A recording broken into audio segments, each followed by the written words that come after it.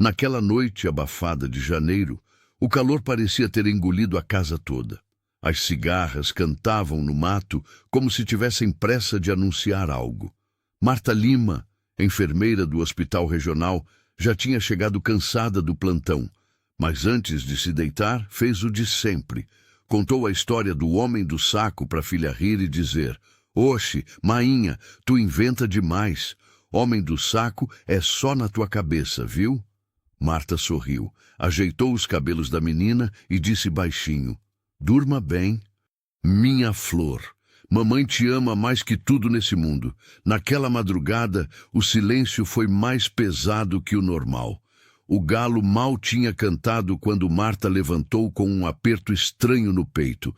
Foi até o quartinho de Rafaela. A porta estava fechada, trancada do lado de fora. Mas quando abriu, não tinha mais ninguém ali.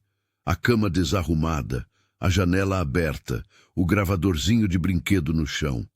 "Rafaela, minha filha!" O grito dela correu pelo mato, subiu o morro, atravessou a estrada de terra. Em minutos, os vizinhos já estavam acendendo lamparinas e correndo até lá. Se essa história toca o seu coração, comente aqui de onde você está assistindo. É do sertão, da capital, do sul ou de outro país? Diga pra gente nos comentários. Queremos saber até onde essa história vai chegar. E já deixe o like neste vídeo, porque isso ajuda mais pessoas a conhecerem a verdade por trás do sumiço da menina Rafaela. Agora respire fundo, porque o que vem a seguir é forte, é real e vai ficar com você por muito tempo. Chegou gente de todo canto. A notícia se espalhou mais rápido que vento em dia de seca. O delegado Arlindo Barbosa foi chamado. Homem sério, de chapéu de couro, que já tinha visto de tudo, mas nunca uma menina sumir de dentro do quarto trancado. No outro dia, chegou Valdemar Lima, o pai da menina. Marta e ele estavam separados fazia uns 2 anos. Ele vinha de Toritama, onde trabalhava de marceneiro. Quando pisou no terreiro, já foi gritando: "Não diz que essa casa era isolada demais? Tu que ficou com a menina, agora aguenta." Marta caiu no chão chorando. "Valdemar, pelo amor de Deus, eu cuidei dessa menina como quem cuida de ouro. O delegado separou os dois. Aqui não é lugar para briga. É lugar para procurar uma criança. Bora, espalhar foto, fazer ronda, interrogar os vizinhos. Nem que a gente vá até Garanhuns se for preciso." Mas os dias passaram. As buscas viraram silêncio. E o nome de Rafaela foi sumindo das conversas da cidade como poeira levada pelo vento. Menos para Marta. Ela não dormia mais direito. Toda noite escutava barulho que não existia. Corria para o quarto vazio e abraçava o travesseiro da filha como se fosse gente. Ela repetia para si mesma, feito oração: "Minha filha tá viva. Eu sinto, eu sei." Os primeiros meses sem Rafaela foram como um pesadelo sem fim. Marta já nem sabia mais o que era dormir direito. Ela andava pela casa como alma penada, com o rosto seco de tanto chorar. A cama da menina continuava arrumada. As bonecas ainda estavam ali, intocadas. O cheiro dela permanecia nos lençóis. E o gravador quebrado, guardado na gaveta da cômoda, era como um punhal enfiado no peito, sempre lembrando o que foi perdido. As autoridades continuaram as buscas por um tempo. Mas quando o primeiro aniversário do desaparecimento chegou, ninguém da polícia apareceu mais, nenhuma ligação, nenhuma nova pista. Valdemar, o pai, também sumiu. Ele apareceu uma última vez 3 semanas depois do sumiço, dizendo que ia contratar um detetive particular de Recife. Mas nunca mais deu sinal, nem telefonema, nem carta. Marta se virou sozinha, como sempre tinha feito. Voltou a trabalhar no hospital, embora parecesse um fantasma passando pelos corredores. As colegas diziam que ela precisava seguir em frente, mas nenhuma delas tinha enterrado um filho invisível. Como é que se segue em frente sem saber onde está quem você mais ama? Foi nessa época que Janderson Cruz começou a aparecer com mais frequência. amigo de infância de Valdemar. Ele dizia que queria ajudar. Ajudava Marta a trocar a lâmpada da varanda, levava pão quente aos domingos, acompanhava até a delegacia quando ela insistia em reabrir o caso. Oi, Marta. Trouxe um pão de queijo da feira. Sei que você quase não está comendo. Dizia ele, de vez em quando. Obrigada, Janderson. Eu como depois... Se conseguir, ela respondia, sem encarar. Ele era um homem quieto, de fala mansa, sempre arrumado, com a barba bem feita e o cabelo penteado com gel. Trabalhava como serralheiro num galpão perto da linha do trem. Aos olhos da vizinhança, parecia só alguém tentando consolar uma mulher destruída. Mas Marta não deixava ninguém entrar de verdade. Ela confiava apenas em seus instintos. E eles diziam que alguma coisa naquela história ainda não estava certa. Certa tarde, depois de voltar de mais um plantão cansativo, Marta abriu o armário do quarto para pegar uma roupa limpa. Ao empurrar uma caixa de sapatos, o gravador antigo de Rafaela caiu no chão. Ela olhou para ele por um momento, respirou fundo. 10 anos. 10 anos que aquele brinquedo não emitia um som. 10 anos que o aparelho estava ali, calado, talvez sem pilha, talvez quebrado de vez. Mas naquele dia, Marta decidiu fazer algo que evitava há anos. Pegou o gravador, limpou a poeira, abriu a tampa, a fita ainda estava lá. Colocou 2 pilhas novas e apertou o botão de play. Saiu só um chiado no começo, um ruído embolado. Depois, uma voz fraca, uma voz de criança. Alô, rádio! Aqui é a Rafaela Lima e eu tenho 5 anos. Tô brincando de locutora. O coração de Marta quase parou. Ela levou a mão à boca. Aquela era a voz da filha, pequena, alegre, inocente. Ela apertou o play de novo, tentando conter as lágrimas. Hoje eu vi um passarinho azul. E Janderson disse que se eu for boazinha, ele me leva para a loja de brinquedo lá em Caruaru, no quarto de Princesa Nova. Marta pausou o gravador de repente. Quarto de princesa? Ela voltou alguns segundos. No quarto de Princesa Nova. Aquilo não fazia sentido. Rafaela nunca teve um quarto de princesa. Ela gostava mesmo era de animal. Vaca, cachorro, até lagartixa. Nunca ligou para castelo. Nem para coroa, nem para vestido de princesa. E por que ela mencionaria o nome de Janderson? A fita continuava, mas Marta não conseguiu ouvir mais nada. Aquela frase já era uma pancada grande demais. Quarto de princesa. 10 anos depois, uma gravação antiga solta uma frase que muda tudo. Marta pegou o telefone. Precisava tirar isso a limpo, e dessa vez ia até o fim. A gravação martelava na cabeça de Marta como se fosse tambor de maracatu. Aquela frase dita por Rafaela, quarto de Princesa Nova, era esquisita demais para passar batida. Durante a infância da menina, ela nunca teve nada que lembrasse princesa. Não usava vestido rodado, não gostava de Barbie e detestava brincar de castelo. Era bicho, chão batido e boneca de pano que fazia a alegria dela. E o nome de Janderson ali, isso deixou tudo ainda mais estranho. Ele aparecia na gravação como alguém que tinha prometido levar a menina para a tal loja de brinquedo. Mas que loja era essa? E por que gravar isso? Marta não quis esperar.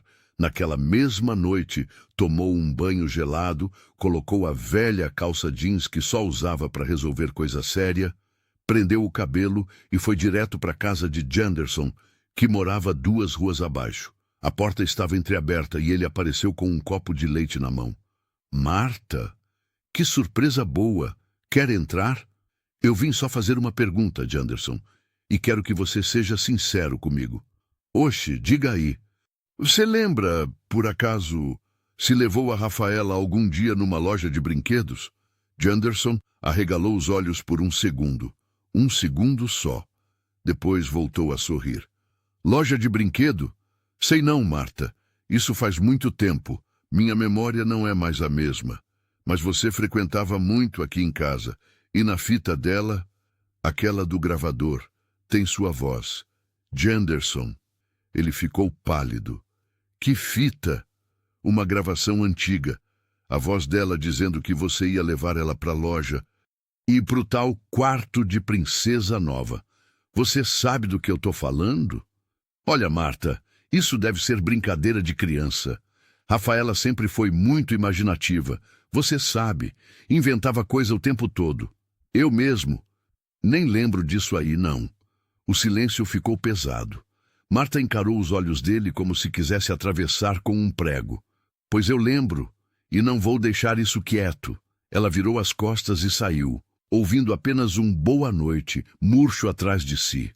No caminho de volta, o coração batia tão alto que ela mal escutava os grilos. Algo dentro dela estava se mexendo, um pressentimento de que o que estava enterrado fazia tempo ia começar a aparecer pelas beiradas. Chegando em casa, foi direto até o fundo do armário e puxou uma das caixas velhas. Lá dentro estavam os documentos antigos, recibos de aluguel, carteirinhas escolares, cartas e algumas fotos da filha. Debaixo de tudo, achou a chave da casa antiga onde moraram até o divórcio. Aquela que ficou com Valdemar e que agora, segundo diziam, estava vazia desde que ele se mudou para Toritama de vez. Se alguém guardou algum segredo, foi lá, sussurrou, como se estivesse falando com a própria filha. Na manhã seguinte, com o sol já alto, Marta foi até o cartório ver se a casa ainda estava no nome do ex-marido. Estava. Valdemar nunca vendeu. Deixou lá fechada, abandonada. Nem água tinha mais. E foi por isso que, naquela mesma tarde, Marta voltou àquela casa depois de uma década. Sozinha. O portão de madeira estava caindo aos pedaços. O mato tinha tomado conta do quintal. A cerca de arame estava enferrujada e arrebentada em 3 pontos. Ela destrancou a porta da frente e entrou.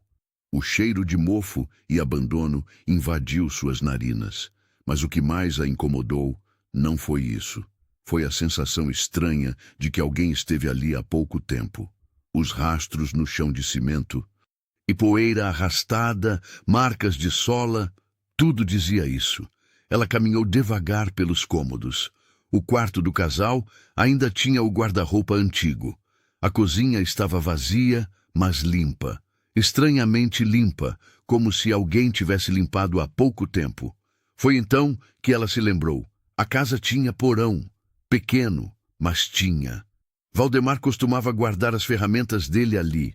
Um espaço com acesso por uma porta escondida no quartinho do fundo. Ela nunca gostou daquele lugar.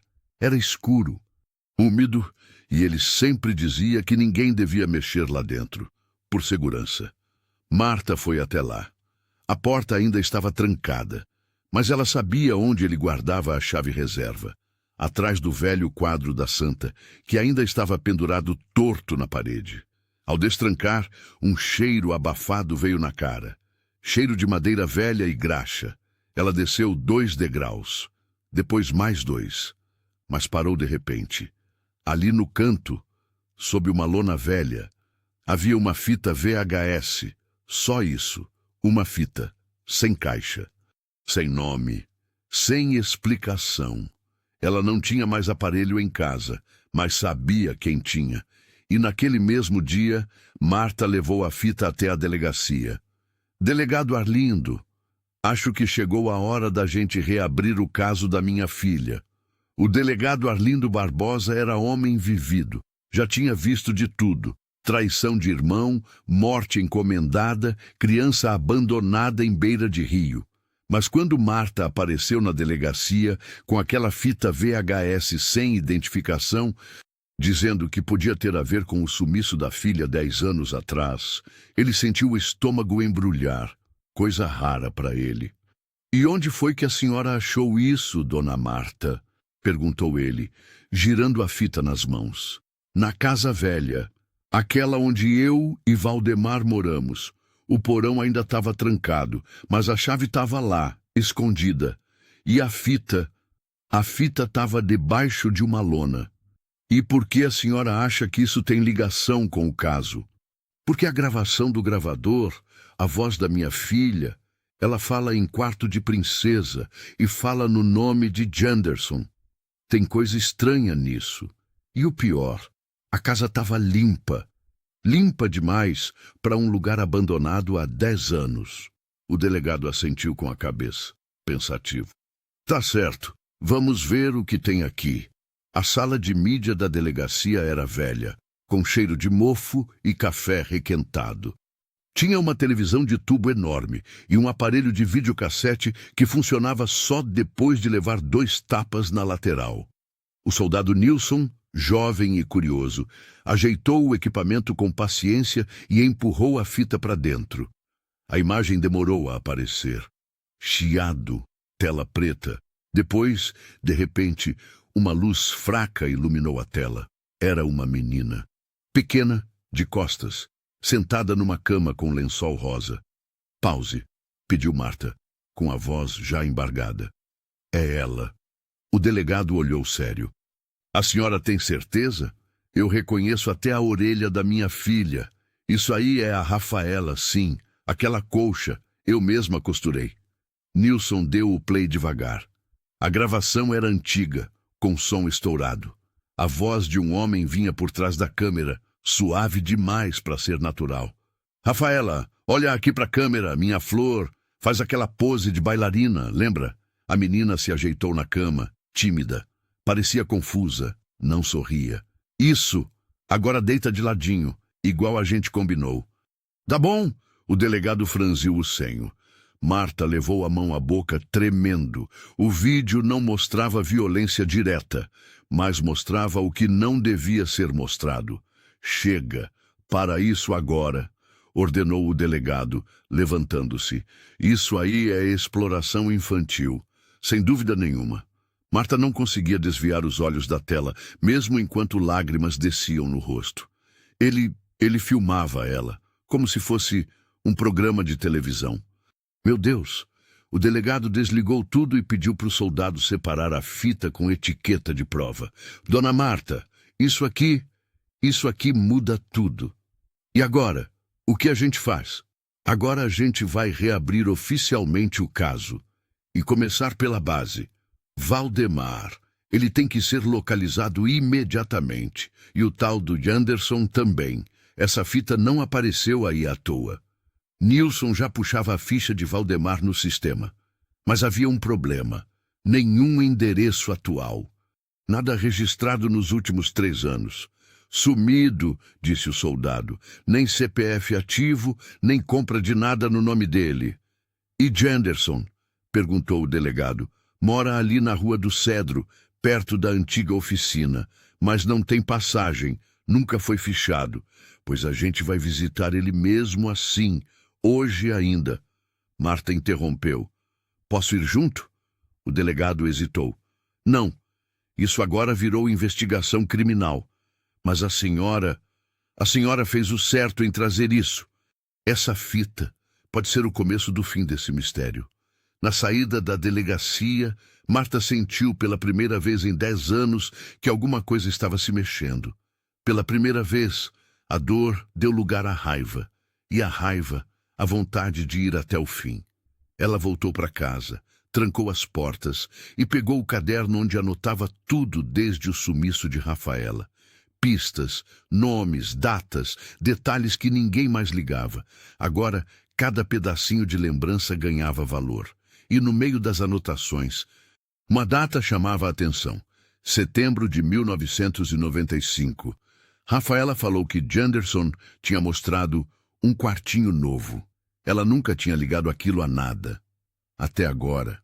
Naquele mesmo horário, o delegado Arlindo e o soldado Nilson batiam na porta de Janderson. Ele abriu com um sorriso no rosto. Eita, delegado, que honra! Que foi que houve? Podemos entrar, Janderson?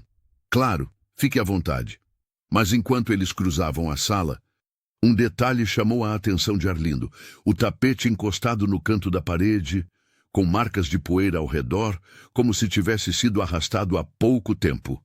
E o cheiro, um cheiro estranho, doce, abafado.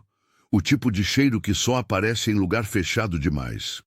A casa de Janderson Cruz Era daquelas construções antigas, com varanda estreita e piso de cimento queimado. Por fora, não chamava a atenção de ninguém.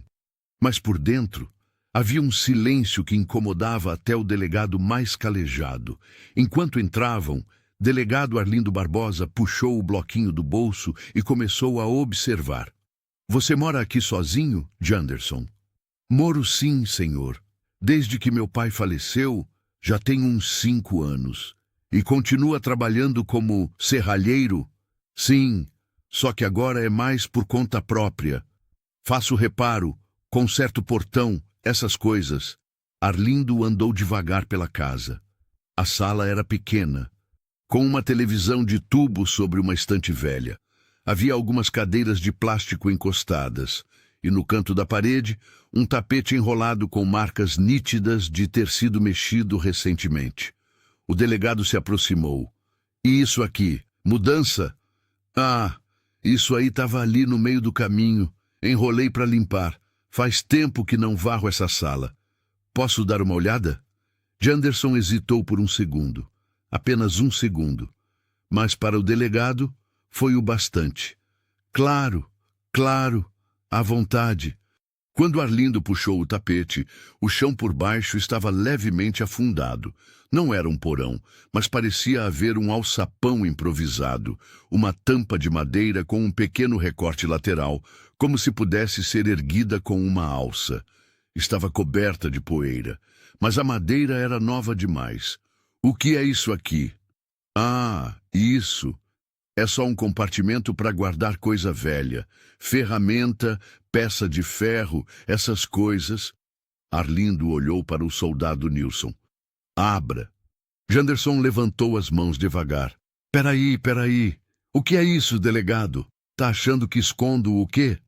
Isso a gente vai descobrir agora. Nilson se ajoelhou e puxou a tampa. O barulho de madeira arranhando o chão fez um arrepio correr nas costas dos três. Debaixo da tampa, um pequeno compartimento de menos de 2 metros de largura. Escuro. Um ventilador antigo girando lentamente. E um colchão dobrado no fundo. Ao lado, uma caixa com fitas VHS e pilhas de anotações. Isso aqui não parece depósito de ferramenta, Janderson. Delegado, eu posso explicar. Isso aí era do meu pai. Eu nem mexo. Isso aqui é evidência. Respondeu Arlindo com frieza. Você está sendo levado para a delegacia. Agora. Janderson tentou argumentar, mas Nilson já estava com as algemas em mãos. Enquanto isso, o delegado pegava uma das fitas. Na lateral, escrita com caneta azul. Rafaela, 1997, Princesa 04. Arlindo saiu dali com o peito apertado. O caso era pior do que imaginava. Na manhã seguinte, Marta Lima chegou à delegacia com o coração batendo como zabumba em festa de São João. O que o delegado queria mostrar para ela? O que tinha naquelas fitas? Por que ele não falou no telefone? Ao entrar, viu o delegado Arlindo Barbosa sentado à frente de uma televisão, fita VHS já encaixada e expressão dura. Sente aqui, dona Marta. Mas antes, quero que a senhora respire fundo. O que a gente vai ver não é fácil. É sobre ela? Sobre a Rafaela? É. Marta sentou, as mãos apertadas no colo. O delegado deu play. A imagem surgiu com chiado. Era uma gravação antiga, daquelas feitas com câmera de ombro. A iluminação era fraca, mas a voz atrás da lente era inconfundível. Valdemar Lima. Prontinhas, minha flor. Hoje vai ser especial. É o volume 4 da Princesa. A menina no vídeo estava de costas, os cabelos longos e claros, presos com fita rosa. Parecia limpa, cuidada. Mas o olhar, quando ela virou de leve, mostrava uma tristeza sem nome. Valdemar, sussurrou Marta, horrorizada. Foi ele o tempo todo. A gravação continuava, com Valdemar orientando a menina a brincar de certas formas. Não mostrava abuso explícito, mas a sugestão era clara, humilhante, inaceitável. O delegado apertou o pause. Dona Marta, nós acreditamos que seu ex-marido estava envolvido com mais pessoas. O que Janderson tinha em casa parece parte de uma coleção, uma rede. E essas fitas mostram que sua filha pode ter estado viva por mais tempo do que imaginávamos. E agora? Aonde ele foi? Vocês encontraram Valdemar? Ainda não. Mas temos uma pista. O nome de um endereço apareceu num dos cadernos de Janderson. Um sítio em Bezerros. Abandonado, mas com movimentação recente. Estamos mandando uma viatura para lá agora. Marta se levantou devagar. Eu quero ir junto. Dona Marta, é perigoso. Pode ter gente armada. Pode ter. Eu não tô pedindo. Tô dizendo. Aquela menina é minha filha, e se tiver qualquer chance, eu vou estar lá. Arlindo olhou nos olhos dela. Viu ali a firmeza que não se negocia. Tá certo, mas a senhora vai com colete e dentro da viatura, até o local estar seguro. Enquanto a viatura da PM se dirigia ao tal sítio, a delegacia de Caruaru fervilhava. Soldado Nilson analisava outras fitas, anotando datas, nomes e códigos nas etiquetas. Foi quando um detalhe chamou a atenção. Numa das gravações mais recentes, com data de 2003, aparecia uma anotação à caneta. Rafaela, novo nome, Melissa. Delegado, chamou Nilson. Olha isso aqui. Parece que mudaram o nome dela. Estavam mantendo a menina sob outro registro. Melissa, repetiu Arlindo. Eles estavam tentando dar nova identidade a ela? E tem mais. Essa fita tem uma voz diferente. Não é nem Valdemar, nem Janderson. O delegado franziu o senho. 3 homens? Talvez mais. Isso confirma rede de exploração. Essa menina foi mantida em cativeiro por anos, escondida, filmada, vendida, e agora estão apagando os rastros. Nilson levantou um envelope com o brasão de uma loja de móveis populares. Achamos isso também. Uma nota fiscal da loja Estilo e Lar, em Toritama. Compraram móveis infantis no mês passado. Nome do comprador, Carlos Bezerra. Não temos nenhum Carlos Bezerra na investigação. Certo? Certo. Mas é muito parecido com o nome de batismo de Valdemar. Valdemar Carlos Bezerra Lima. Ele trocou de nome para despistar. Isso mesmo. Arlindo bateu com força na mesa. Liga pro batalhão. Manda reforço. Vamos para Bezerros com tudo. É hoje que essa história vai acabar. Enquanto isso, Marta observava pela janela da viatura a estrada vermelha que levava ao sítio citado nas anotações. Árvores secas, poeira no ar, o silêncio típico do agreste. No banco da frente, o soldado dirigia atento, mas lançou um olhar de canto para ela. A senhora tá bem? Não, mas tô pronta. Ao longe, uma casa pequena surgiu no meio da caatinga, telhado de barro, portão improvisado, parecia abandonada, mas tinha marcas de pneu no barro, recentes. A viatura parou. Delegado Arlindo desceu com a arma em punho. Os PMs se posicionaram. Marta, fica na viatura, a gente vai entrar. Ela assentiu, mas o coração queria sair pela boca. Ali, naquela casa simples, no meio do nada, talvez estivesse a menina que ela passou uma década imaginando morta. Ali, talvez, ainda houvesse esperança. O sítio em Bezerros parecia morto por fora. Tudo seco. A porta da frente torta, janelas pregadas com madeira velha. Mas do lado de dentro, o delegado Arlindo sabia. Alguma coisa respirava. Com a arma em punho e 2 soldados logo atrás, ele deu o primeiro passo. Polícia, tem alguém aí dentro? Saia com as mãos à mostra. Nenhuma resposta. Apenas silêncio. Silêncio grosso, abafado. O tipo de silêncio que grita por dentro. A porta se abriu com facilidade. A sala estava vazia, exceto por uma cadeira de ferro, uma televisão desligada e uma geladeira fora da tomada. No chão, marcas de passos recentes, poeira arrastada. Alguém estava ali até pouco tempo. Arlindo fez sinal para os soldados seguirem pelos fundos. Ele virou à esquerda, em direção ao quarto principal. Quando empurrou a porta, sentiu o cheiro. cheiro de mofo, suor velho e plástico derretido. A janela estava vedada com colchões. Havia uma cama de solteiro no canto e uma luminária pendurada por fio exposto. Uma câmera de vídeo, desligada, sobre um tripé. E no chão, um tapete cor-de-rosa com desenhos de princesa. Arlindo se virou rápido. Voltou para a frente da casa. Do lado de fora, Marta já havia saído da viatura, mesmo com um aviso contrário. Ela avançou até a porta, os olhos arregalados, a respiração curta. "Delegado, e tem alguém aqui?" Antes que ele respondesse, um barulho fraco veio de dentro da casa. Era um choro, baixo, contido, de menina. "Tem alguém aí?" gritou Arlindo. "Nada." Marta correu sem pensar. Empurrou o delegado de lado e foi direto na direção do som. Arlindo tentou segurá-la, mas não conseguiu. Ela abriu uma porta no fim do corredor. Ali, num quartinho apertado, sem janelas, com paredes cobertas de EVA infantil e chão forrado de colchão velho. Havia uma menina sentada, com as pernas cruzadas, os olhos assustados e o cabelo desgrenhado. Ela devia ter uns 15 anos. Magra, pálida, descalça. Usava uma camisola velha, desbotada. E nos braços, uma boneca feita de pano com botão no lugar do olho.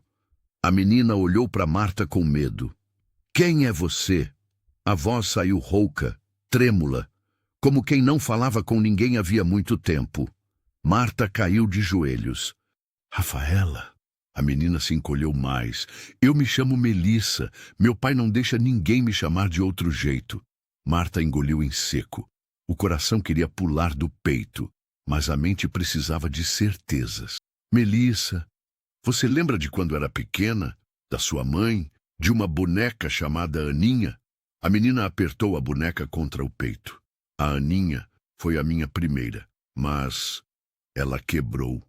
O botão do olho era diferente, igual a esse." Ela olhou para a boneca que segurava, e então olhou para Marta. Um segundo de silêncio. Depois, os olhos se arregalaram. "Mainha!" Marta soltou o choro. Avançou com os braços abertos. "Sou eu, filha. Sou eu, minha filha." A menina hesitou, mas aos poucos, como se algo abrisse por dentro, ela se jogou nos braços da mãe. Os dois corpos se uniram como peça de quebra-cabeça. "Ele disse que você tinha morrido, que o mundo tinha acabado, que só a gente tinha sobrado. Ele mentiu, filha. Ele mentiu para você. Eu procurei você por 10 anos. Eu nunca parei. Eu nunca desisti." Elas choraram ali, abraçadas no chão daquele quartinho escuro. O delegado apareceu na porta com os olhos marejados. Atrás dele, o soldado Nilson segurava um cobertor e uma garrafa de água. "Marta, é ela mesmo?" "É." "Então conseguimos." Nilson entrou devagar, entregando a água para Rafaela. A menina tomou aos poucos, como se não soubesse mais como engolir. O cobertor foi envolvido em seus ombros. "Ele vai voltar?" perguntou Rafaela. "Não, ele nunca mais vai tocar em você. Isso acabou, minha filha. Acabou." Mas eles ainda não sabiam que o pior estava por vir, porque Valdemar ainda estava solto, e ele sabia que tinham achado o esconderijo. E quando homens como ele sabem que a máscara caiu, eles não fogem, eles atacam. A ambulância que levou Rafaela Lima até o hospital saiu devagar pela estrada de barro, escoltada por 2 viaturas da polícia militar. Dentro, o ar-condicionado não dava conta do calor do corpo e da alma. A menina estava sentada no banco de trás, coberta com o cobertor da PM, os olhos fixos na janela. Ela não chorava mais, nem falava. Só olhava para o mundo lá fora como quem via tudo pela primeira vez. Marta estava ao lado, segurando a mão dela. "Você está comigo agora, viu? Nada mais vai te machucar. Eu prometo." Rafaela virou o rosto devagar. Olhou para a mãe como quem quer acreditar, mas ainda não consegue. "Eu ainda sou sua filha."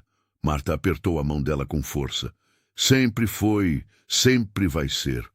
No Hospital Regional de Caruaru, uma equipe de emergência já aguardava. Médicos, psicólogos e assistentes sociais estavam prontos. Era um caso especial, um daqueles que fazem todo mundo baixar o tom de voz no corredor.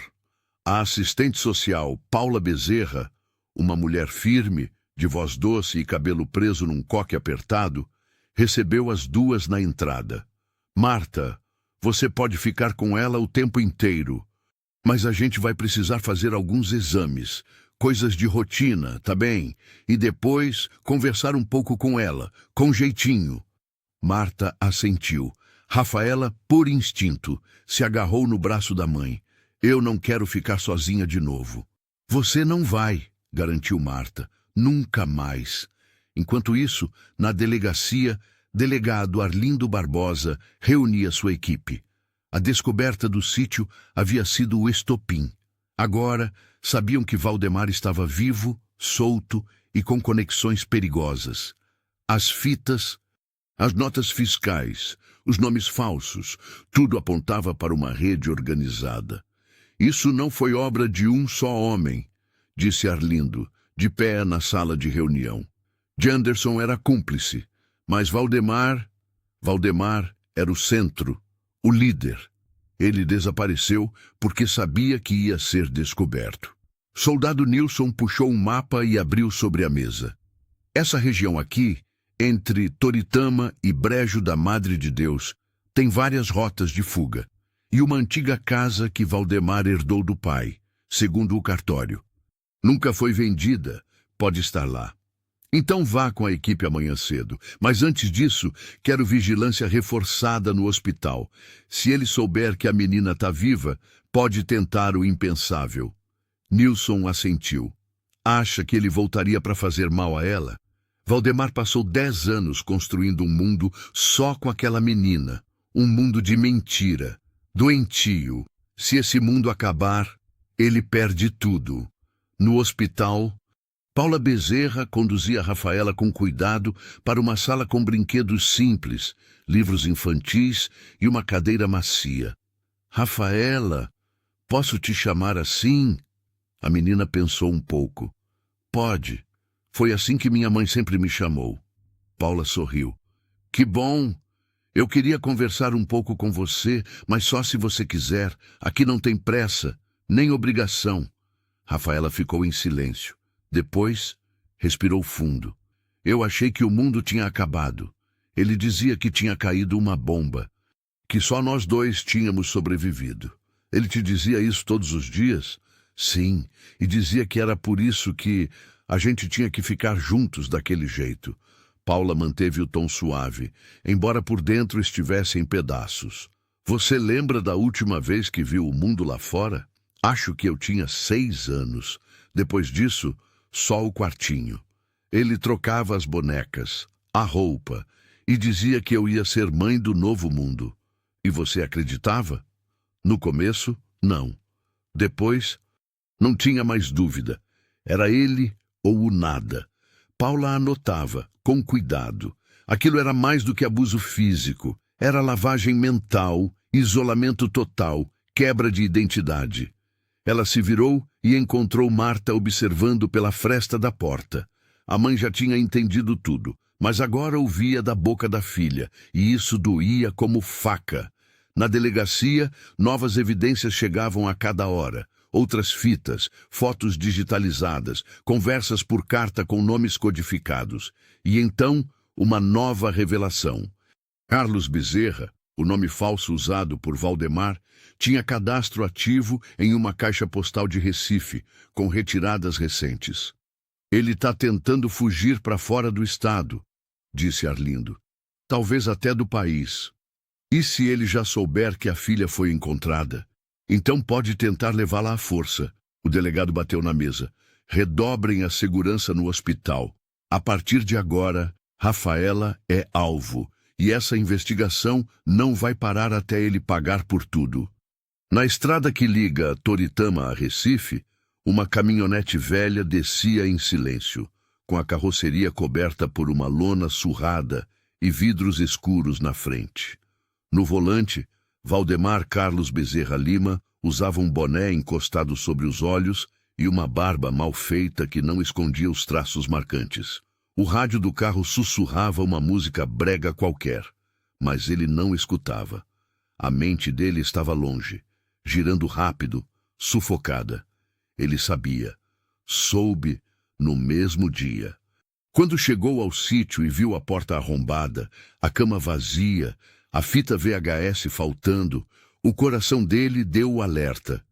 Aquele mundo secreto que ele havia criado por uma década havia acabado, mas ele ainda tinha uma última chance.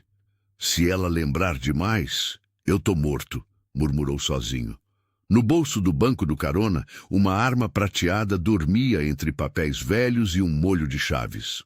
Enquanto isso, em Caruaru, o hospital regional estava sob vigilância reforçada. 2 viaturas ficavam estacionadas na entrada e 2 policiais à paisana andavam pelos corredores. No quarto 23, Marta dormia sentada na poltrona ao lado da cama da filha. Rafaela, com soro no braço e olhos abertos no escuro, sussurrava baixinho para a boneca de pano que não largava mais. A gente tá segura agora, né?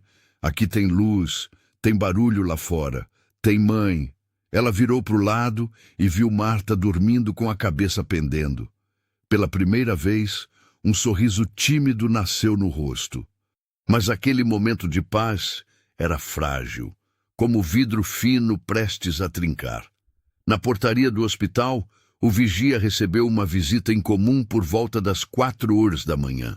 Um homem de voz grave, camisa xadrez e um crachá falsificado de assistente técnico da manutenção. Vim consertar o sistema da ala pediátrica. Tive chamado direto da central. O vigia estranhou, mas a postura firme do homem e os papéis impressos que ele mostrava pareciam reais. Mas a manutenção não costuma vir nesse horário. Não, chamado de emergência. Teve oscilação na rede elétrica. Posso passar? 2 segundos de dúvida. Depois, o vigia destrancou a porta. Valdemar entrou. Na ala superior, o delegado Arlindo revisava relatórios com Nilson. Nenhum movimento estranho nas últimas horas. Nenhuma nova pista, mas algo o incomodava. Intuição antiga. Aquela que o tempo ensina a escutar. Nilson, faz um favor. Verifica o sistema de entrada. Câmeras. Alguém entrou fora do horário? Agora? Agora. Nilson correu até a sala de segurança. Abaixou-se no painel. Digitou as senhas. No visor. Imagens dos últimos 30 minutos. Pausa. Avanço. Pausa. Ali. Um homem entrando. Boné. Barba. Crachá que não existia no sistema. Nilson arregalou os olhos. Delegado. É ele. É Valdemar. Ele entrou. Marta acordou assustada. A poltrona estava fria. Olhou para o relógio 04h16. A luz do corredor acesa. Mas algo estava errado. Rafaela dormia? Não. A menina estava sentada na cama, encolhida. Mãe, tem alguém ali fora. Marta ficou em pé num pulo. Foi até a porta, colou o ouvido. Passos, lentos, arrastados. Como se alguém conhecesse aquele lugar no escuro. Marta recuou. Pegou a cadeira e encostou contra a maçaneta. Fica atrás de mim, filha. Fica atrás de mim. É ele? Eu não sei. Mas ninguém vai te tocar mais. Nunca mais. Do outro lado da porta, uma voz soou. Baixa e doente. Melissa, é o papai. Voltei para buscar você. Rafaela paralisou. A respiração dela sumiu por 3 segundos. Depois veio o grito. É ele! É ele! Marta gritou por socorro. Socorro! Polícia! Valdemar forçou a maçaneta. Mas nesse momento, o delegado Arlindo e mais 2 soldados surgiram pelo corredor correndo. Larga a porta, Valdemar! Você tá cercado! O barulho de arma engatilhada encheu o corredor. Por um instante, tudo ficou em suspenso. Marta tremia. Rafaela chorava. O mundo parecia parar, mas Valdemar largou a maçaneta devagar e saiu andando lentamente com as mãos para cima. Eu só queria levar ela de volta. Aquele mundo lá fora não é para ela. Arlindo o rendeu. Esse mundo é seu fim, Valdemar. Você vai apodrecer na cadeia. Valdemar foi algemado, conduzido com escolta, mas mesmo assim sorriu de lado. Você não entendeu nada, delegado. Eu não estava sozinho nessa história. O interrogatório começou antes mesmo de o sol nascer. Valdemar Carlos Bezerra Lima estava sentado na sala fria da delegacia, algemado, com a cabeça baixa e o olhar fixo num ponto invisível da parede.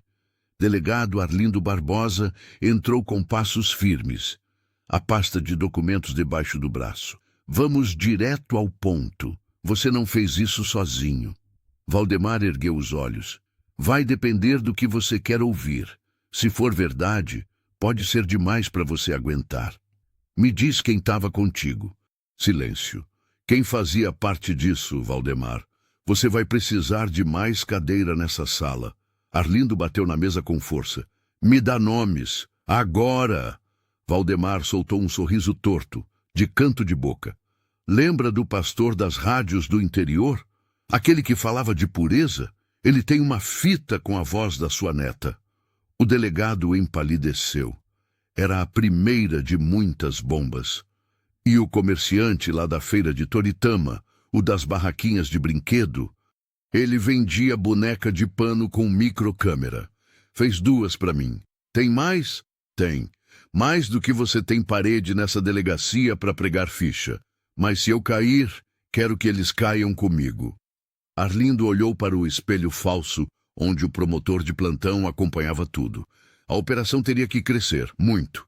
Enquanto isso, no hospital, Rafaela ainda estava em observação. Marta não largava o quarto. Ela ajudava nos banhos, na comida, nos silêncios. Às vezes, a filha acordava no meio da noite tremendo, dizendo que ele estava na parede. Outras vezes, ela só pedia para segurar a mão da mãe. Como agora? Mainha, diga, meu amor, eu posso voltar a me chamar Rafaela? Marta sorriu com os olhos marejados. Você nunca deixou de ser. Rafaela assentiu, mas ainda falava baixo, como quem pede licença para existir. E se eu não conseguir ser igual às outras? Não precisa ser. Você é você, e isso já é muito. Na delegacia, a imprensa já estava montada na calçada. Jornalistas de Recife, câmeras de TV, repórteres de site e até documentaristas independentes queriam cobrir o caso. O nome de Rafaela Lima virou manchete nos portais nacionais. Menina desaparecida há 10 anos é encontrada viva no interior de Pernambuco. Rede de abusos infantis pode envolver pastores, comerciantes e figuras públicas. Ele dizia que o mundo tinha acabado, diz a adolescente resgatada. E Marta, que antes era só mais uma mãe esquecida pelas autoridades, agora era procurada por rádios, programas de TV, gente querendo ouvir seu relato de superação. Mas ela só queria uma coisa. Me deixem em paz. Eu quero cuidar da minha filha. O delegado Arlindo, por outro lado, não tinha sossego. O que antes era um caso de sequestro isolado se transformou num escândalo federal. A fita de 2003 com o nome Melissa caiu nas mãos da Polícia Federal, que confirmou. O vídeo era real e fazia parte de um lote maior que circulava no submundo da internet via aparelhos de filmagem caseira. Um nome apareceu no sistema internacional, Projeto Princesa, o nome codificado da rede, e Rafaela era Princesa 04. Isso não é mais só Pernambuco, disse o agente federal. É Brasil, é mundo, e a gente só viu a pontinha da serpente. No fim daquele dia, Marta recebeu uma visita inesperada. A mãe de outra menina desaparecida, vinda de Salgueiro, chegou com um envelope nas mãos e os olhos cheios de dor. Disseram que sua menina apareceu, que ela estava viva. Apareceu, sim, disse Marta, com cautela. Então talvez a minha também tenha chance. Ela sumiu em 1999. Tinha 6 anos. Nunca acharam rastro. Marta pegou o envelope. Dentro, uma foto. A menina da foto estava ao lado de Rafaela numa das fitas apreendidas. A teia era maior, muito maior. Na sede da Polícia Federal de Recife, o delegado Arlindo Barbosa se sentia como um peixe fora d'água. Estava acostumado com a delegacia apertada de Caruaru, cheiro de café velho e papelada espalhada na mesa. Mas ali era diferente. Equipamentos de última geração, telas por todo lado, vozes falando rápido, siglas em excesso. Ao lado dele, o agente federal Diego Cunha, homem sério, sem sotaque, de óculos escuros mesmo em ambiente fechado. A fita com a marca Princesa 04 confirma o que a gente já investigava há tempos, disse Diego. O nome do seu ex-suspeito, Valdemar Lima, aparece num pendrive apreendido há 3 anos numa operação no Sul. Ele era cliente. Cliente?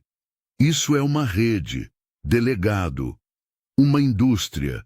Eles têm catálogo, código, senha de acesso e um sistema de distribuição que passa por encomenda, drive, nuvem. Quem grava em Pernambuco manda para edição no Ceará e depois é vendido em São Paulo ou exportado. E as crianças, se não morrem, somem, são renomeadas, isoladas, reprogramadas, como fizeram com a Rafaela. Arlindo fechou os punhos. A gente precisa parar isso agora. Já começou. E a sua menina é a chave. No hospital, Rafaela passava por mais exames. Mas dessa vez, além dos médicos, tinha a presença da equipe da PF. Ela não gostava daquilo. Os rostos desconhecidos, o jaleco, a prancheta, tudo fazia parecer que ela ainda era só uma peça num experimento. Mas quando Paula Bezerra, a assistente social, explicou que era para ajudar outras meninas, ela cedeu. Eles precisam saber quem mais estava lá, Rafaela. Se você lembrar de nomes, rostos, lugares, isso pode salvar vidas. Ela ficou em silêncio por um tempo. Depois disse, tinha uma menina chamada Lídia. Ela chorava à noite. Falava que tinha um irmão chamado Samuel. E uma outra. Não falava nada. Chamavam ela só de 7. 7? Cada menina tinha um número. Eu era 4. Tinha a 5, a 6 e a 7. Você viu elas pela última vez quando? Antes do tio de barba dizer que ia me levar embora. Nunca mais vi nenhuma delas. Paula anotou tudo. Aquilo era ouro para a PF. Enquanto isso, Marta saía do hospital para comprar coisas no mercado. Era a primeira vez que pisava na rua sozinha desde o reencontro. Ainda estava fragilizada, mas precisava agir como antes. Foi quando viu um bilhete enfiado sob o limpador do carro. Você deveria ter deixado ela quieta. Agora vai pagar o preço. Marta sentiu o sangue gelar. Olhou ao redor.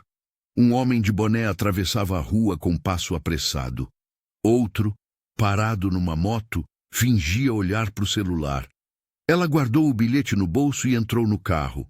Na delegacia, entregou ao delegado Arlindo. Estão vigiando vocês, disse ele. Eles sabem que a casa caiu e vão tentar intimidar. Eu não tenho medo. Eu sei, mas agora você e sua filha vão ter que sair de cena. Como assim? Vocês vão entrar em proteção de testemunha. Marta respirou fundo.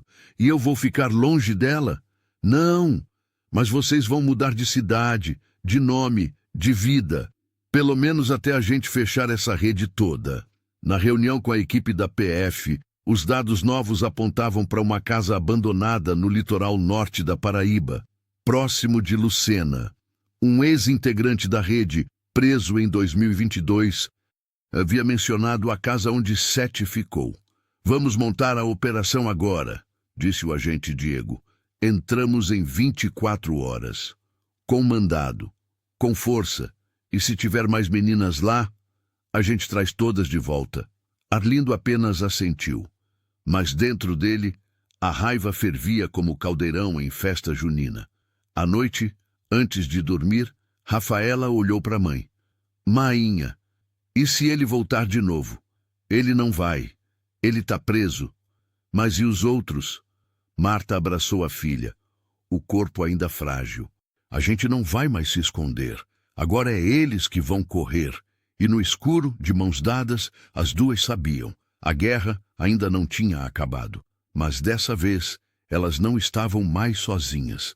A madrugada ainda nem tinha dado sinal de luz quando os carros pretos da Polícia Federal estacionaram em pontos estratégicos nos arredores de uma casa de fachada azul clara, isolada entre coqueiros, a menos de 1 quilômetro da praia de Lucena, na Paraíba. Era uma estrutura simples por fora, mas com muros altos e câmeras mal disfarçadas. Ninguém ali esperava ser descoberto, mas naquele dia o silêncio ia acabar. O agente Diego Cunha falou baixo no rádio. Confirmada a movimentação interna. 3 adultos. Estimamos pelo menos 2 crianças. Do outro lado da linha, delegado Arlindo, agora atuando em colaboração direta com a PF, respondeu: quando quiser, pode dar o bote. E não esqueça, prioridade é salvar as meninas. Às 4h11 da manhã, os portões foram arrombados com explosivos de contenção. Gritos, estilhaços e correria tomaram a propriedade. Dentro da casa, 2 homens tentaram fugir pelos fundos. Foram imobilizados sem disparo. No quarto do fundo, uma cena partiu o coração até dos mais treinados. 2 meninas, de cerca de 9 e 12 anos, presas a uma cama com algemas de pano, chorando, vestidas com camisolas antigas, os olhos arregalados, a pele marcada. Uma delas murmurava: por favor, não leva a gente de novo. Um dos agentes abaixou a arma. Calma, meninas, agora vocês estão salvas. Elas não entenderam, ainda não. Mas pela primeira vez em anos, ninguém ia tocar nelas com maldade. Horas depois, a notícia estourava nas manchetes. PF resgata 2 crianças em operação, ligada ao caso Rafaela Lima. Investigação aponta a atuação de rede nacional. No hospital em Caruaru, Marta acompanhava o noticiário sentada ao lado da filha, em silêncio. A TV mostrava imagens da casa cercada, viaturas, homens armados, meninas enroladas em cobertores. Rafaela olhava fixamente. Eu conheço essa menina. Qual? A menorzinha. Ela era a 8. Marta sentiu o corpo gelar. Você tem certeza? Sim. Ela me deu uma pulseirinha uma vez. Eu perdi, mas guardei o nome. Ela me disse: meu nome de verdade é Clara. Marta saiu do quarto e chamou um dos investigadores. A equipe da PF começou imediatamente a comparar nomes e registros de desaparecidas.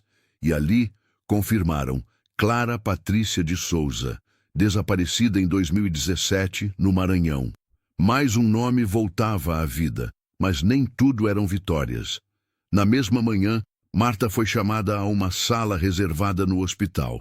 Lá, o delegado Arlindo e uma promotora do Ministério Público a aguardavam.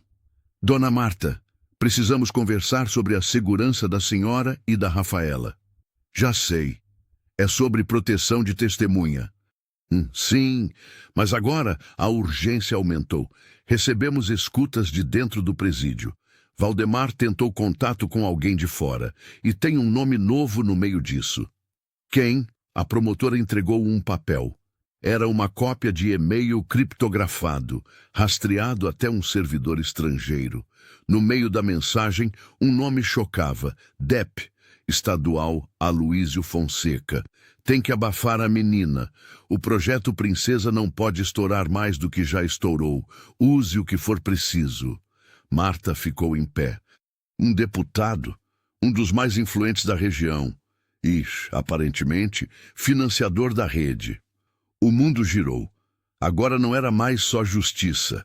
Era guerra contra um sistema que protegia monstros de terno.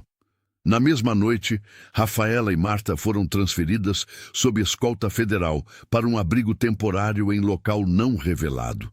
Entraram numa van preta, sem marcação, com vidros fumê. Foram instruídas a não ligar celular, não acessar internet, não falar com ninguém de fora. Dentro da van, Marta segurava firme a mão da filha.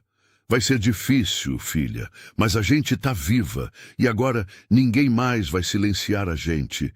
Rafaela apenas assentiu. Já não tinha medo, tinha memória, e dentro dela uma chama começava a acender. O Brasil amanheceu diferente naquele dia. As imagens das meninas resgatadas em Lucena, os rostos chocados dos policiais, os relatos filtrados pela imprensa, tudo isso causava um rebuliço que tomava conta das redes, dos jornais, das conversas de padaria. E no centro disso tudo, Rafaela Lima, menina mantida em cativeiro por 10 anos, denuncia Rede Nacional de Exploração Infantil. Deputado Aloísio Fonseca envolvido em esquema? Mídia exige explicações. Projeto Princesa, o horror por trás das câmeras. Na Câmara Legislativa de Pernambuco, uma coletiva improvisada foi convocada. O deputado Aloísio Fonseca, de paletó bem cortado e olhar gelado, apareceu diante da imprensa negando tudo. Jamais tive qualquer contato com pessoas envolvidas nesse suposto esquema. Estão tentando usar a dor de uma menina para fazer palanque político. Eu confio na justiça e ela vai provar minha inocência.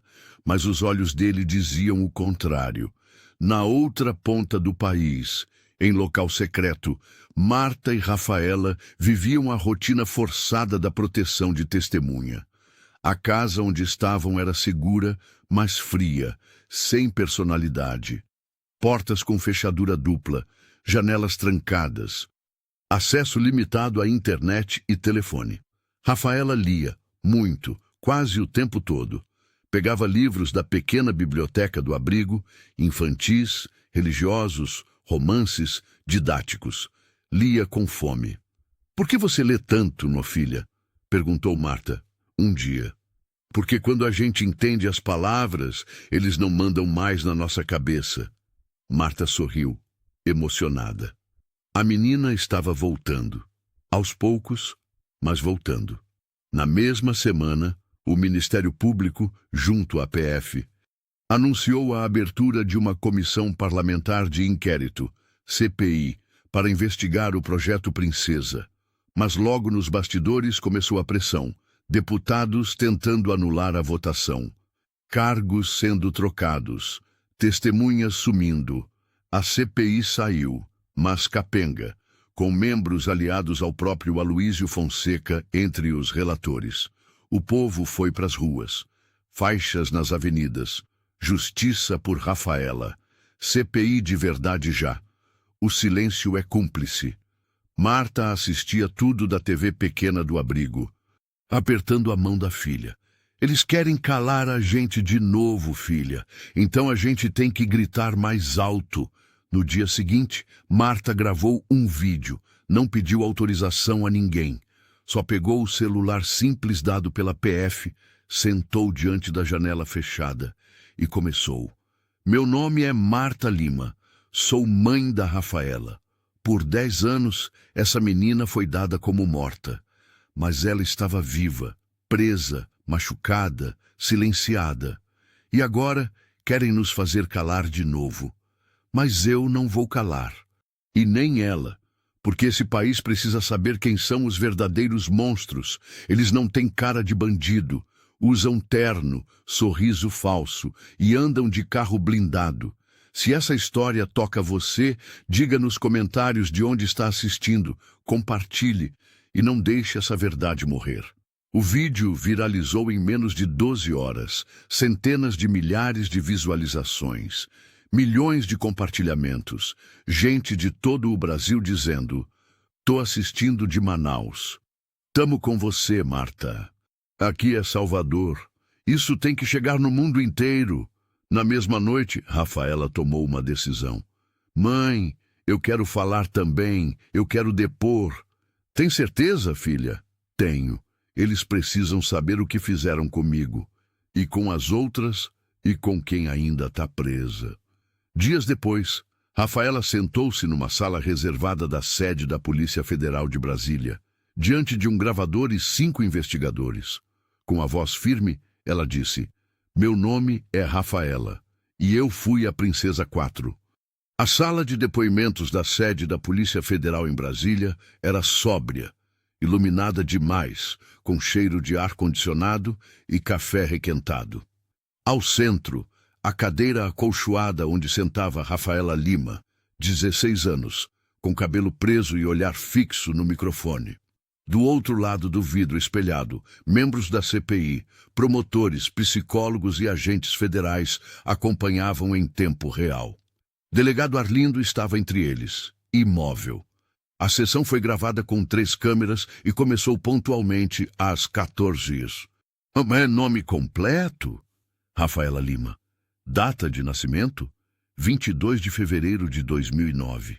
Você entende que este depoimento pode ser usado em processo criminal? Entendo. Eu quero isso.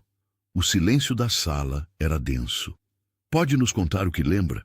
Rafaela inspirou fundo. Eu fui tirada de casa com 6 anos. Meu pai me levou dizendo que era uma brincadeira, que minha mãe tinha morrido. Depois, disse que o mundo todo tinha acabado, que só a gente restou. Eu acreditei. Ela engoliu seco. Ele me levou para uma casa pequena, onde tinha câmera, tinha boneca, tinha roupa de princesa. Toda semana ele gravava. Me mandava repetir frases, mandava eu sorrir. Dizia que se eu não fizesse certo, a punição vinha. E a punição era ficar trancada no quarto escuro, sem comida, sozinha, às vezes por dias.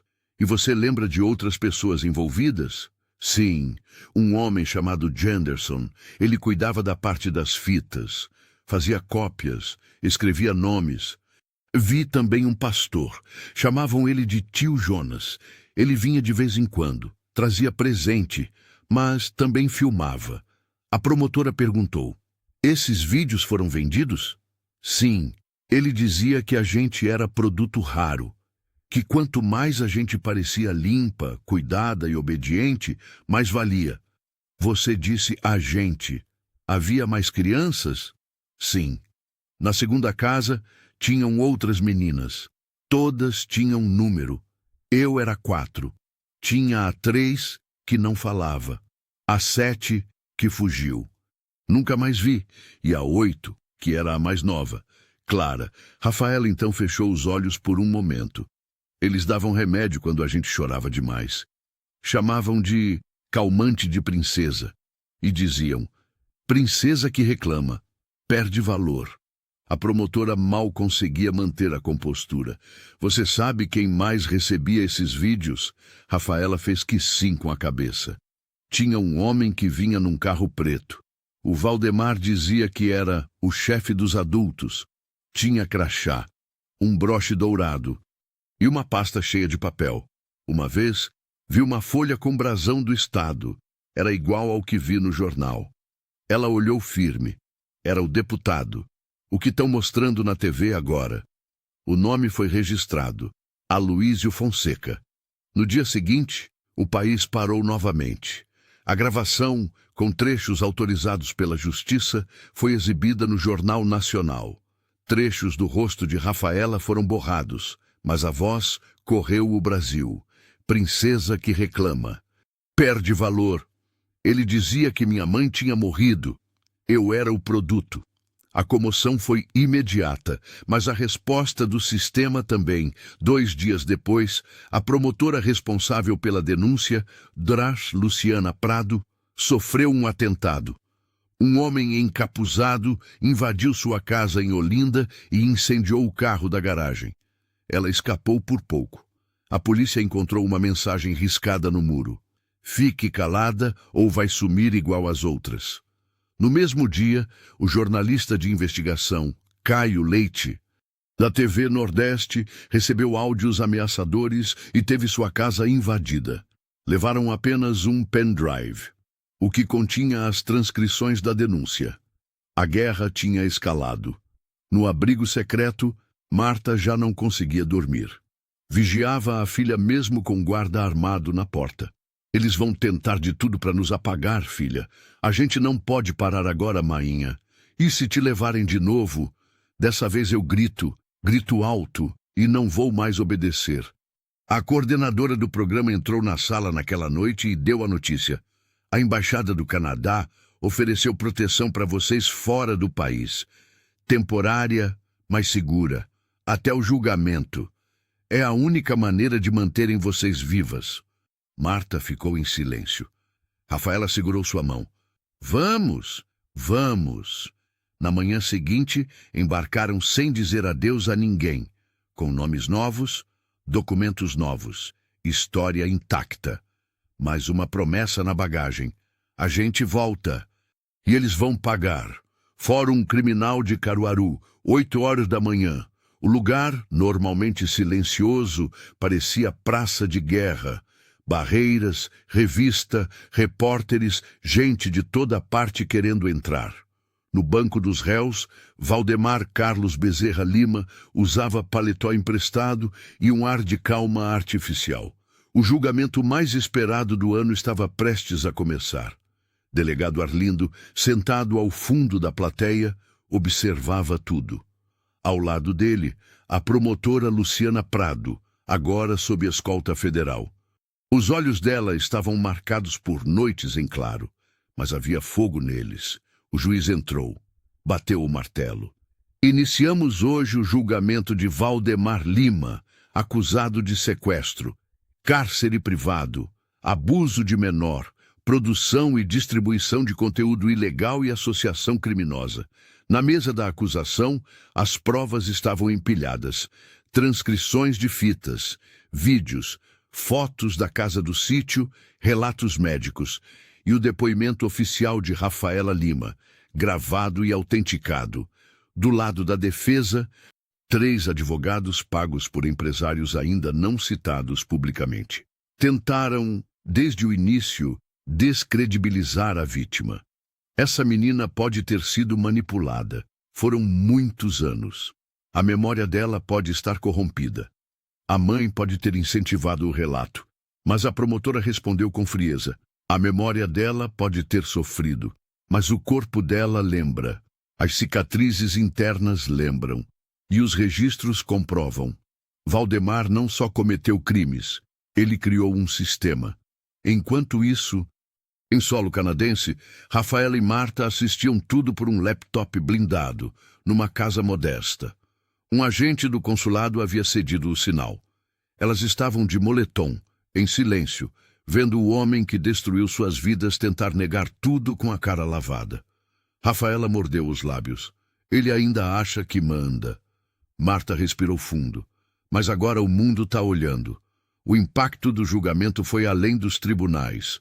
No Recife, 2 novas mulheres procuraram a polícia dizendo reconhecer o mesmo padrão de sumiço em suas irmãs.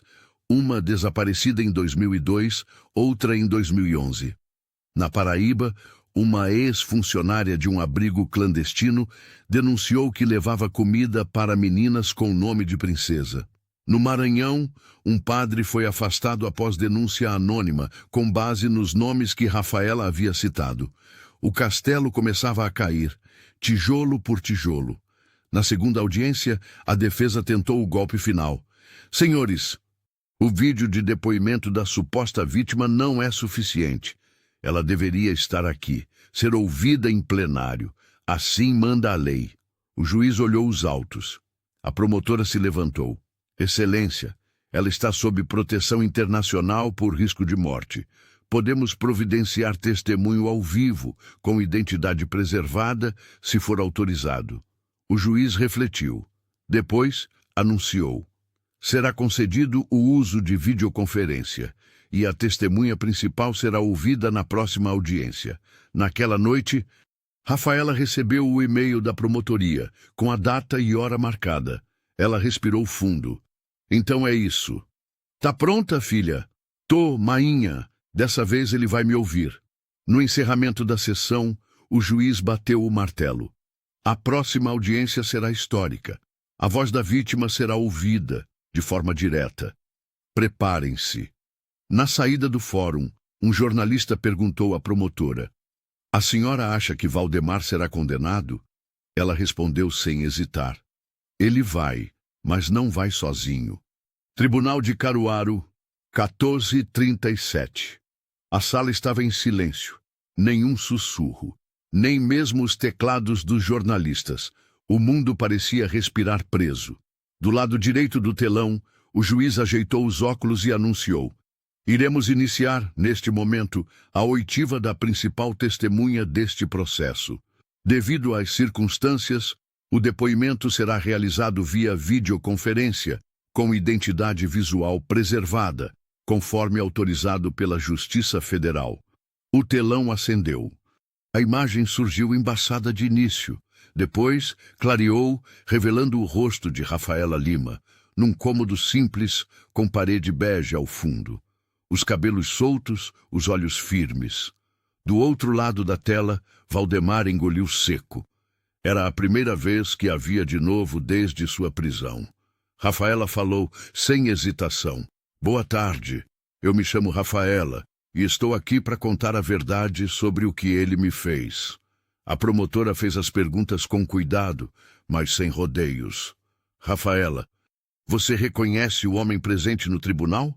Reconheço. É ele.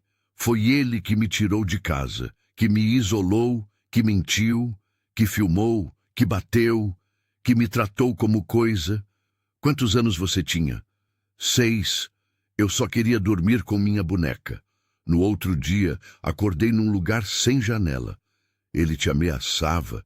Dizia que, se eu não sorrisse, ia me deixar trancada sem luz, e que se eu gritasse, ninguém viria, porque o mundo lá fora tinha acabado. O juiz interrompeu. A defesa deseja fazer alguma pergunta? O advogado de Valdemar se levantou, hesitante.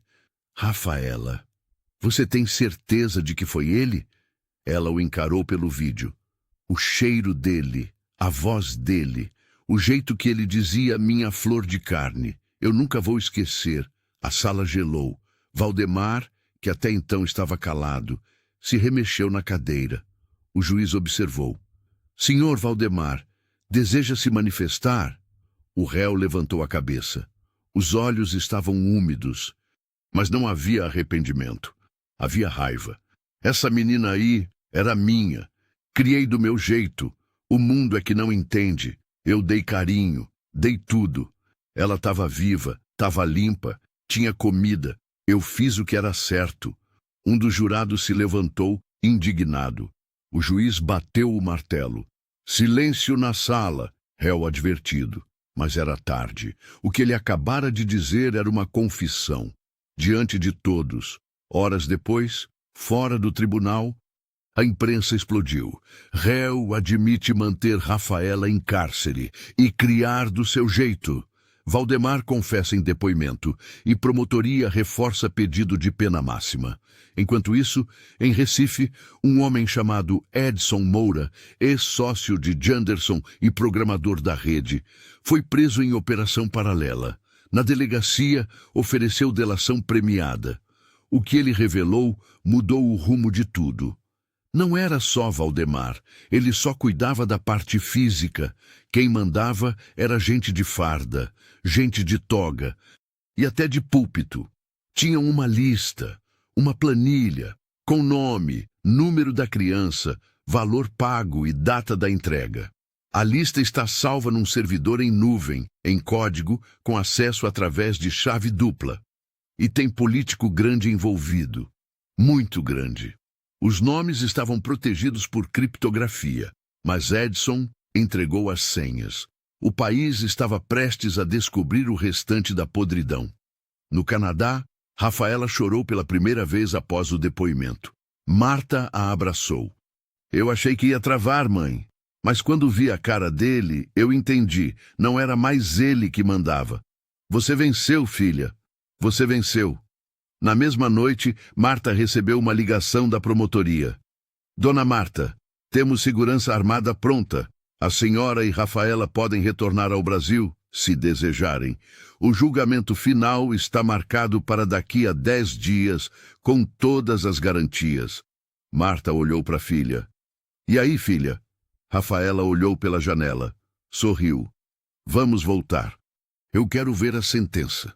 Quando o avião da FAB pousou discretamente no aeroporto militar de Brasília, ainda na madrugada, Marta e Rafaela Lima desceram com casacos pretos, bonés e olhos firmes. 2 viaturas blindadas já esperavam para levá-las direto ao alojamento da Polícia Federal, onde ficariam até o fim do julgamento. Rafaela não demonstrava medo. Ela tinha cruzado o inferno e voltado. Agora só queria ver a porta se fechar atrás do monstro.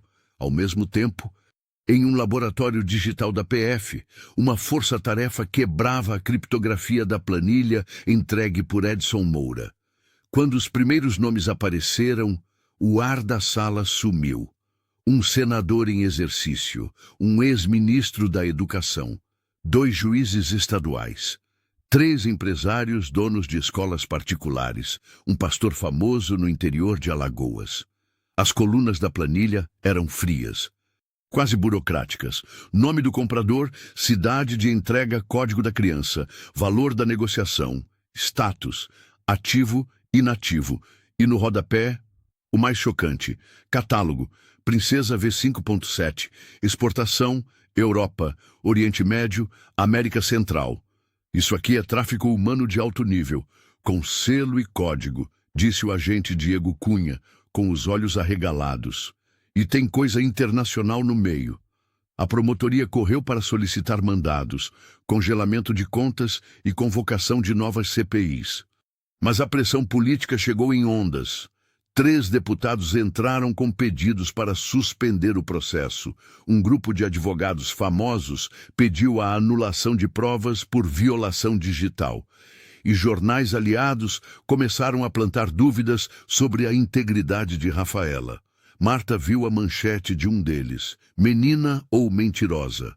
Vídeo de Rafaela pode ter sido ensaiado, diz especialista.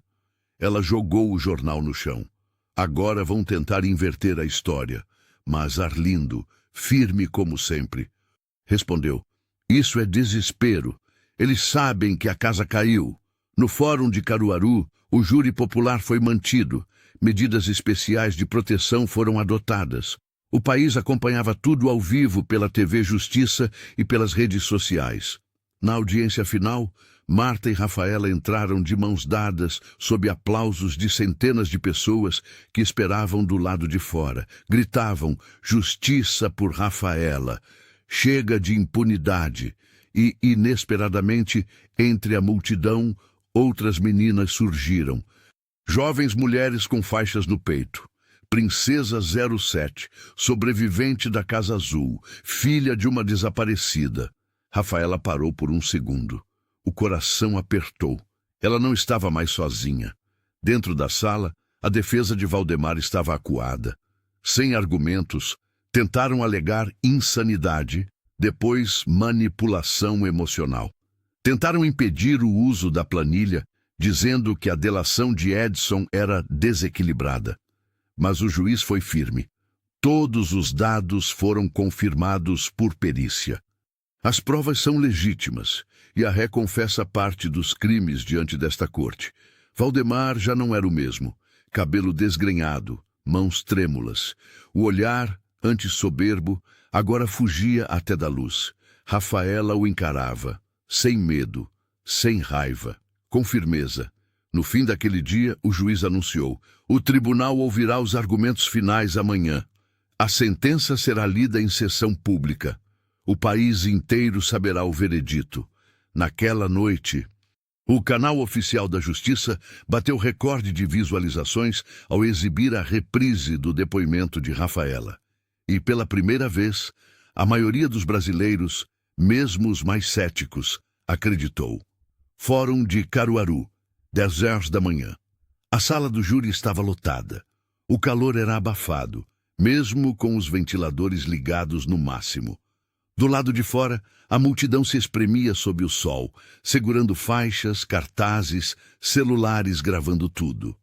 O juiz ajeitou a toga e pediu silêncio. Hoje, ouviremos os argumentos finais. Após isso, esta corte anunciará o veredito. Todos de pé. A promotora Luciana Prado foi a primeira a se levantar. Excelentíssimo juiz, Nobres jurados, senhoras e senhores, o que vimos aqui não é apenas um caso de sequestro. É a face apodrecida de uma rede que se escondeu por décadas atrás de dinheiro, influência e silêncio. Ela levantou a planilha impressa. Isso aqui não é apenas papel. É a história de crianças que nunca foram ouvidas. Mas hoje, uma delas falou. Rafaela falou. E ao fazer isso, ela não só libertou a si mesma, mas acendeu uma tocha que ninguém mais pode apagar. E finalizou. Não deixem que a justiça se cale de novo. Condenem, com todas as letras, sem pena, sem compaixão, sem desculpas. O advogado de defesa, nervoso, tentou apelar. Meu cliente é doente. Ele foi abandonado pela sociedade. Criou um mundo próprio, sim, mas não sabia o que fazia. Mas o olhar dos jurados já dizia tudo. A máscara de Valdemar tinha caído. Antes do juiz encerrar, ele olhou para a fileira das testemunhas. Dona Marta Lima, a senhora quer fazer uso da palavra? Marta se levantou, foi até o centro da sala. Excelência, só queria dizer uma coisa. Ela olhou para Valdemar. Você destruiu 10 anos da minha filha, 10 anos da minha vida. Mas a gente está aqui, viva, de pé, forte, e você vai apodrecer vendo a gente ser feliz. O silêncio virou aplauso. O juiz bateu o martelo. Silêncio na sala. Minutos depois, o juiz voltou com o envelope do veredito nas mãos. Abriu. Leu. O réu, Valdemar Carlos Bezerra Lima, é considerado culpado por unanimidade. A pena determinada por este tribunal é de 52 anos de reclusão em regime fechado, sem direito à redução, mais 15 anos por produção e distribuição de material ilegal, e pena adicional por envolvimento em rede criminosa transnacional. Condenação total, 67 anos de prisão. A sala explodiu. Gente chorando, gente gritando, gente se abraçando. Lá fora, fogos de artifício subiram no céu de Caruaru como se fosse São João fora de época. Valdemar foi retirado sob escolta pesada. Nem olhou para trás. Rafaela chorava em silêncio no colo da mãe. Não era um choro de dor, era choro de descarga, de libertação. Acabou, filha. Não, mãe, agora é que está começando. Naquela noite, em todo o Brasil, não se falava em outra coisa. Réu condenado a 67 anos no maior julgamento de abuso infantil do país. Rafaela Lima é símbolo de resistência. Rede Princesa começa a ruir. Novas prisões esperadas nos próximos dias. Nos dias que se seguiram à condenação de Valdemar Lima, o Brasil viveu uma comoção coletiva raramente vista. As redes sociais foram inundadas com mensagens de apoio. Rafaela, você é luz para esse país. Justiça feita, mas a luta continua. Marta, sua força é maior que qualquer sistema. E o que começou como um caso isolado virou símbolo nacional. Em Brasília, a Comissão Parlamentar de Inquérito, CPI do Projeto Princesa, teve os holofotes voltados para si. Após a delação de Edson Moura e a liberação da planilha com os nomes criptografados, dezenas de mandados foram expedidos. Nas primeiras 48 horas, 4 pastores foram presos, 2 juízes foram afastados. Um senador pediu licença por motivos de saúde. E Aloísio Fonseca, o deputado acusado no depoimento de Rafaela, renunciou ao mandato antes de ser levado sob condução coercitiva. O país inteiro viu as máscaras caírem, uma a uma. Na ONU, o caso foi citado em reunião do Conselho de Direitos Humanos. O nome de Rafaela Lima foi lido ao lado de Malala Yousafzai e Greta Thunberg, como exemplo de resistência jovem diante da violência e da opressão. Na tela do computador, Marta e Rafaela assistiram em silêncio. E isso é estranho, disse Rafaela, tímida. Por quê? Porque por muito tempo eu achei que ninguém nunca ia me ver, e agora O mundo inteiro sabe quem eu sou. Marta a abraçou. E isso vai salvar outras, filha, muitas outras. No Brasil, surgiram ONGs, campanhas de denúncia e redes de acolhimento inspiradas no caso. E em Recife, uma professora chamada Cíntia Barbosa, que acompanhava o caso desde o início, criou um projeto chamado Casa das Princesas, um centro de apoio para meninas vítimas de violência, com atendimento psicológico, educacional e jurídico. Ela fez questão de mandar uma carta para Rafaela. Aqui, você já tem um espaço com seu nome. Quando quiser vir, será mais que bem-vinda, porque sua dor virou força e sua força virou esperança. Algumas semanas depois, Marta recebeu outro convite. Um documentário internacional sobre o caso já estava em produção. Diretores da Netflix e de produtoras independentes queriam contar a história de forma global, com base nos depoimentos, fitas e materiais autorizados. Mas Marta hesitou. Filha, você quer mesmo isso? Rafaela pensou. Não respondeu na hora. Só depois, à noite, disse: eu quero contar, mas não por fama, nem por dinheiro. Quero contar para ninguém nunca mais passar pelo que eu passei. E se tiver alguma menina agora presa em algum lugar, que ela saiba, ainda dá para sair. No fim daquele mês, Marta tomou uma decisão importante: voltar a viver, de verdade. Ela pediu desligamento do programa de proteção e solicitou residência fixa no Brasil, com segurança permanente, mas sem identidade falsa. A gente vai viver com nosso nome, com nossa história, sem esconderijo. Rafaela sorriu. A gente venceu, né? Venceu, filha. Venceu e deixou marca. O céu de Caruaru estava limpo, como em um dia de festa de São João. Na calçada simples de uma escola municipal, uma faixa nova enfeitava o portão.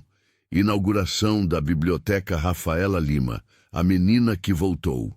Dentro do prédio, alunos sorriam, segurando livros, cadernos, cartazes com mensagens escritas à mão. Uma menina de óculos leu alto diante da turma. Mesmo quando acharem que te enterraram, lembre, você era semente. A frase estava na capa do livro recém-lançado. Sim, um livro. Rafaela Lima escreveu, com a ajuda de jornalistas e psicólogos, o relato completo de sua jornada, da escuridão até a justiça. O título, Princesa 4, A Verdade Não Se Cala. Ela não quis virar celebridade, mas virou símbolo.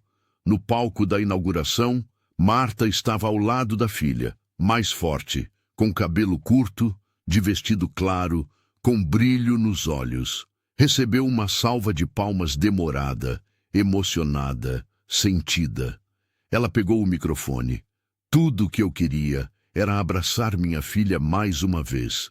E Deus me deu isso, e muito mais. Mas o que mais me orgulha é saber que ela, hoje, ajuda outras. Porque a Rafaela de agora é livre. E ninguém mais vai calar a liberdade dela. Rafaela agora com 21 anos, sentada numa cadeira de madeira no interior da Casa das Princesas, ajudando uma adolescente de 13 a ler em voz alta. Ela sorri, corrige com carinho. A menina parece tímida. Rafaela diz: você é mais forte do que imagina. Acredite em mim, eu sei. Ao fundo, a parede da sala tem fotos dela com outras meninas resgatadas. Um pequeno mural diz: aqui, toda cicatriz é marca de sobrevivência, não de vergonha. Rafaela caminha sozinha por um campo aberto ao entardecer. Ela para, fecha os olhos, respira fundo, o vento bate no rosto. Ela sussurra: agora sou eu quem escolhe o caminho. Sorri e caminha. A câmera sobe, mostrando o céu tingido de laranja. Se essa história tocou você, comente de onde está assistindo. Deixe seu like. Compartilhe. E lembre, toda menina merece ser ouvida, toda verdade merece justiça, e nenhum silêncio será maior do que a coragem de quem sobreviveu.